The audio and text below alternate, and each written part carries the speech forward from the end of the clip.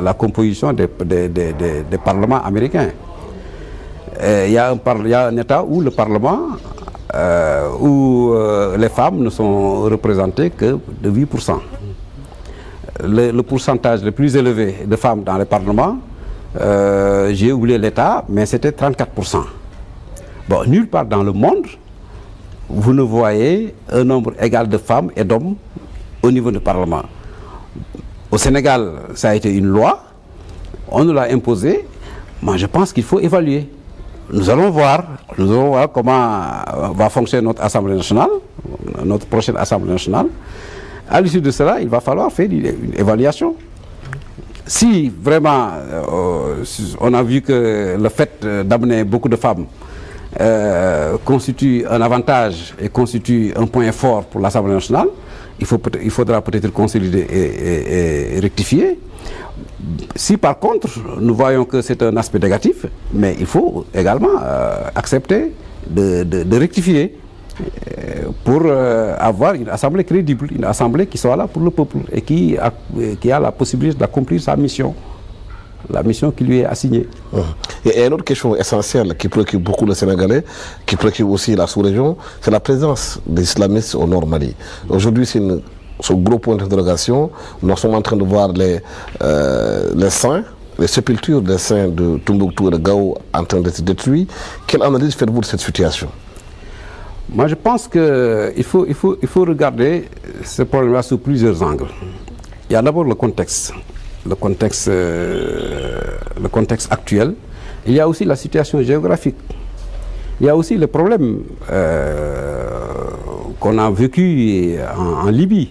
Il y a eu une guerre en Libye. Et dans cette guerre-là, il y avait des Africains, notamment des Maliens, des Tchadiens, des Sénégalais. Une fois la guerre terminée, mais ces gens-là qui faisaient la guerre ont eu beaucoup plus de temps pour faire toutes choses. Ils ont l'habitude de porter des armes, ils ont l'habitude de mener du combat, ils ont l'habitude de faire la guerre est terminée, il faut qu'ils continuent dans ces habitudes-là.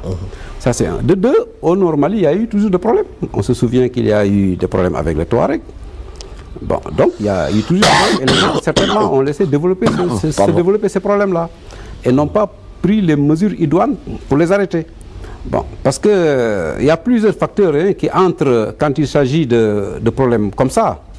Il y a la pauvreté, il y a la frustration, il y a la marginalisation, il y a le fait qu'aussi il n'y a pas une justice sociale qui permette aux gens de se sentir et de se retrouver dans ces politiques de développement menées dans ces pays-là. Donc tout ça, c'est des facteurs qu'il faut étudier pour trouver une solution définitive à... Mais aujourd'hui, vous comprenez la charia qui est installée dans le Nord Mali, le comportement de ces islamistes, vous le comprenez, vous?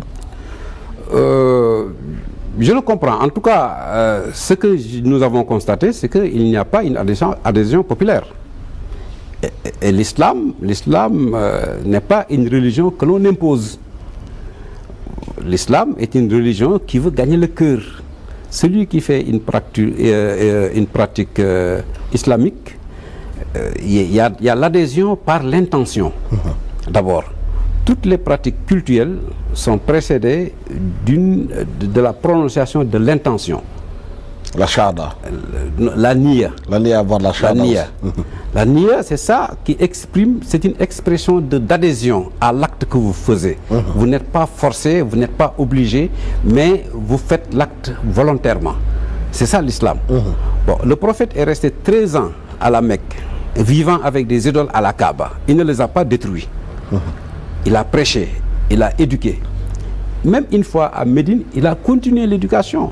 Les idoles ne sont détruits que 18 ans après l'avènement du prophète, ou même 19 ans. Et tous les Mecquois, toutes les populations adhéraient à cela. Le prophète ne leur a pas imposé cela. Bon, donc c'est ça la méthode de l'islam. C'est ça que l'islam veut. L'islam veut que les individus adhèrent à tout ce qu'ils font. Donc, vouloir détruire des musées, des mausolées, ça, moi, je pense que ça ne cadre pas avec une bonne politique islamique.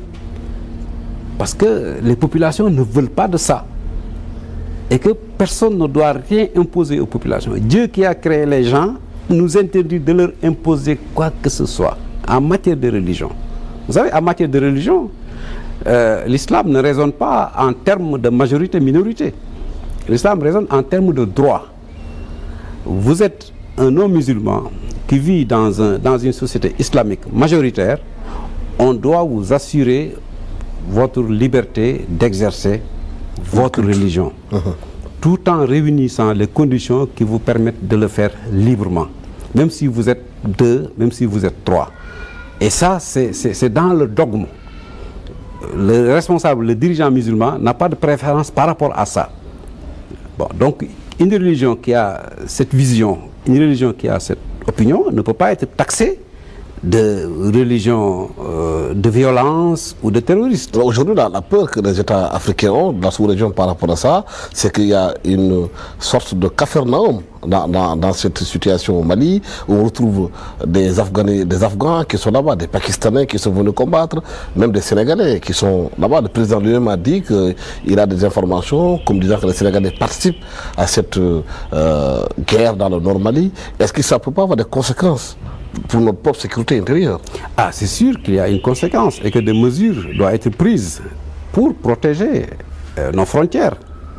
Moi, je pense qu'il y a effectivement des conséquences, parce que ça va être l'occasion pour tout le monde, pour tous ceux-là qui sont des combattants et qui veulent combattre, ça va être l'occasion pour eux d'essayer de venir pour attiser le feu.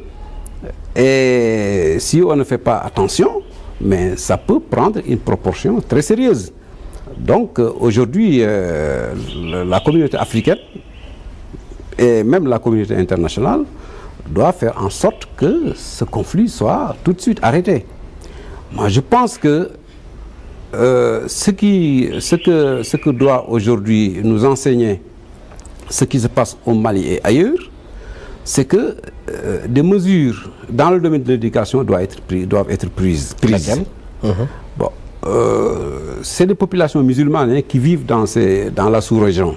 Au Mali, il y a une majorité de musulmanes, comme au Sénégal, comme en Guinée. Moi, je pense qu'il faut structurer l'éducation religieuse. Il faut structurer l'enseignement religieux. Aujourd'hui, dans notre pays, il n'y a pas un programme unique. Les diplômes ne sont pas reconnus. L'État ne fait pas tout ce qu'il devait faire pour organiser l'enseignement coranique et l'enseignement arabe. Ils sont marginalisés. On ne les prend pas en compte. Vous êtes arabisant, vous ne faites pas partie du système. Vous pouvez avoir toute la culture, tous les diplômes que vous voulez. La seule chance que vous avez, c'est d'aller à l'école normale supérieure et devenir un professeur arabe. Même si vous êtes un expert en économie, et il y en a. Même si vous êtes un ingénieur, et il y en a. Moi, je pense qu'on doit avoir une nouvelle orientation qui nous permettra de donner la chance à tout le monde. Faire en sorte que ceux-là qui apprennent l'arabe aient la même chance que ceux-là qui apprennent le français, parce que nous sommes tous des citoyens et que nous appartenons à un même pays. Il faut permettre à tout le monde de pouvoir s'inscrire dans cette dynamique de développement et ne pas se sentir frustré, ne pas se sentir marginalisé. Les conséquences seront comme ça. Un intellectuel qui ne peut pas s'épanouir, un intellectuel qui ne peut pas se nourrir, parce que tout simplement, il ne maîtrise pas cette langue ou il ne maîtrise pas l'autre langue, mais ne va jamais se retrouver dans les politiques qui sont menées dans son pays. Et cela peut l'amener à avoir des attitudes extrémistes. Donc, ce n'est pas lié à l'islam. Ce n'est pas l'islam, mais c'est le contexte. C'est le contexte.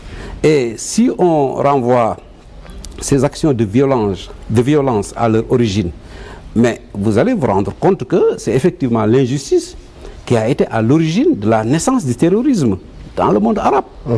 Bon, vous avez vu que le peuple palestinien ne jouit d'aucun droit.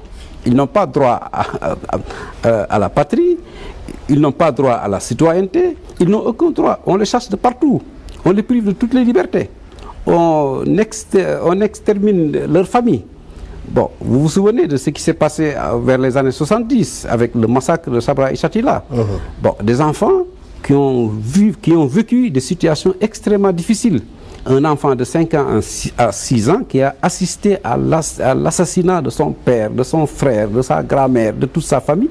Cet enfant-là, s'il grandit dans ces conditions, ne pourrait être que violent, même s'il n'est pas musulman. Bon, vous avez vu, et moi l'illustration que je donne par rapport à ça, après le 11 novembre, le 11 septembre, on nous a montré l'équipe qui a attaqué les deux tours. Il y a un parmi eux qu'on a montré la veille de son départ aux États-Unis dans un dancing en train de vivre avec des trucs. Mais un individu comme ça ne peut pas être un islamiste.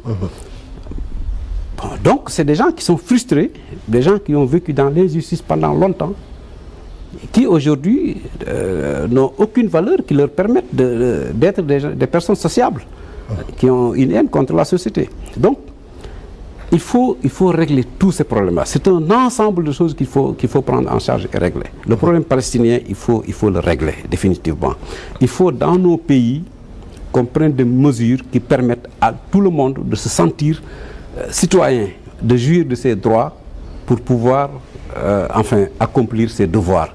Et tel n'est pas le cas. Je vous le dis, il y a une marginalisation de ces gens-là qui préfèrent emprunter la voie de l'éducation islamique, mais il y a une marginalisation par rapport à ceux-là qui sont dans le système français. Et je pense qu'il faut mettre fin. Mais vous êtes ministre au niveau de chargé d'affaires religieuses.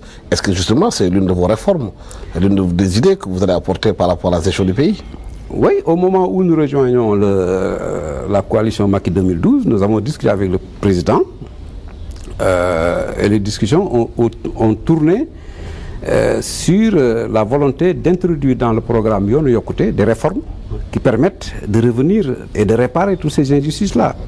Bon, donc il y a une volonté aujourd'hui de mener une politique de réparation pour permettre d'asseoir un système de l'éducation islamique, de l'éducation coranique, qui donnera la même chance aux élèves de l'enseignement coranique qu'aux élèves de l'enseignement conventionnel, de l'enseignement étatique. Bon, donc il y a des passerelles dans notre programme, des passerelles existent pour permettre à ceux-là qui sont dans ce système éducatif de pouvoir passer de l'autre système et vice-versa. Et je pense qu'une fois ce programme appliqué, mais on parviendra à résoudre certains problèmes. Si, avec un baccalauréat issu de cet enseignement-là, on peut accéder à l'université, on peut accéder aux grandes écoles, comme cela se fait ailleurs, parce qu'au Maroc, moi j'ai fait mes études au Maroc, dans ce système, moi je suis un arabisant, mais on avait le même programme que ceux-là qui au système français. Système français, le même programme. Eux, ils faisaient ça en français, nous en arabe. On avait les mêmes épreuves, donc nos diplômes se valaient. Une fois au baccalauréat, vous avez la possibilité, si d'aller à la faculté de médecine comme eux, ou bien d'aller à la faculté de droit, ou bien de faire autre chose. Bon, on avait quand même quelque chose de plus, c'est la religion. Et ça, c'est un avantage, c'est une valeur ajoutée. Mais personne ne se sentait frustré, personne ne se sent marginalisé, parce que tout simplement, vous êtes dans un système où la langue d'enseignement, où le support de l'enseignement est la langue arabe. Et ça dit, c'est le cas au Sénégal. Mais aujourd'hui, vous êtes aussi ministre chargé des Affaires religieuses, comme je le disais tantôt. On va vers le prochain pèlerinage à la Mecque. Quelles sont les mesures qui ont été prises cette année pour alléger les difficultés des Sénégalais? Les Sénégalais pensent que le billet à la Mecque est de plus en plus cher, onéreux, ils n'ont pas accès à cela. Certaines informations disent que cette année, il se pourrait qu'on connaisse une hausse du billet. Nous avons tenu 2 conseils interministériels sur le pèlerinage. Cela prouve l'importance que le président de la République accorde au pèlerinage. Sa volonté, son désir, c'est effectivement d'alléger les conditions d'alléger et améliorer les conditions des conditions de pèlerinage. Cela commence par une réduction du package. Il y a une volonté de réduire aujourd'hui le package. Bon, et des décisions ont été prises allant dans le sens de faire des appels d'offres. Vous savez, avec un appel d'offres, on peut, avec la concurrence, avoir un meilleur prix. Donc cette décision a été prise. Et il y a d'autres mesures aussi qui ont été prises. Par exemple, la réduction du nombre de missionnaires pour que le restant du budget soit alloué dans d'autres domaines du pèlerinage. Et pas plus tard qu'hier, le dernier conseil interministériel s'est tenu. Et je vous dis que des mesures vont être prises pour améliorer les conditions de pèlerinage. Quelles sont ces mesures très rapidement? Bon, j'ai parlé d'un appel d'offres qui permettra certainement d'avoir un meilleur prix pour le transport aérien. Même les conditions d'hébergement aussi, il y a les missionnaires qui sont déjà partis en Arabie Saoudite pour s'en occuper. Et ils ont fait des propositions, nous en avons adopté les meilleures. Je pense que... Et il y a d'autres améliorations qui sont faites. Bon, l'inscription va être faite, va être organisée au niveau de la foire pour améliorer aussi les conditions d'inscription et les conditions d'accueil. Donc il y a beaucoup de mesures qui vont être... En tout cas, les gens verront que des efforts ont été faits pour améliorer les conditions du pèlerinage. En tout cas, c'est cette volonté-là. La volonté du président Macky Sall, c'est d'abord de faire en sorte que le pèlerin sénégalais, au retour de la Mecque, qu'il soit quand même très satisfait du déroulement du pèlerinage. Imam Baïna, merci de nous avoir reçus chez vous. Je rappelle que Imam Baïna est député réélu à l'Assemblée nationale parce qu'il était député dans l'ancienne législature. Il est aussi ministre chargé des Affaires religieuses à la présidence de la République. Merci d'avoir été à Question Directe et merci à toute l'équipe technique de la TFM. Au revoir.